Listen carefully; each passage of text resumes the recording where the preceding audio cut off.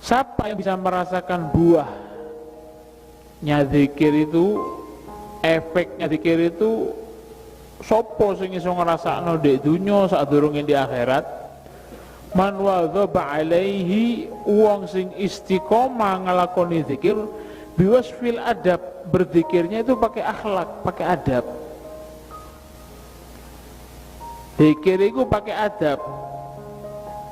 Duduk tak wudu, moro-moro zikir, duduk ono dienggen sing gak tepak, moro-moro zikir, pakai adab. Orang yang berzikir yang pakai adab dan hudur itu khusyuk, diresapi, dinikmati berzikirnya, itu orang yang akan mengambil buahnya dan faedahnya secara cepat orang itu. Lu terus zikir biasanya ini ndak ono manfaatnya, ono manfaatnya ono. Tapi kalau sampean ingin dapat amroh buahnya, nataij dan nilainya itu seperti apa, harus pakai adab.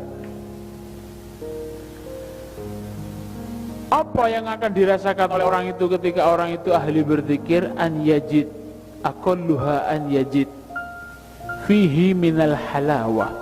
Wong iku lek wis ahli zikir bakal ngrasakno kenikmatan, satu rasa lazat.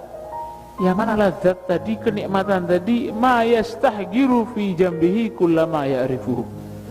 Wong iku lek wis ngrasakno enake zikir, ketika dia tuh bisa merasakan nikmatnya, nikmat-nikmat lain yang pernah dia rasakan itu akan jadi hina, akan jadi remeh ketika orang itu sudah bisa ngerasakan nikmat zikir.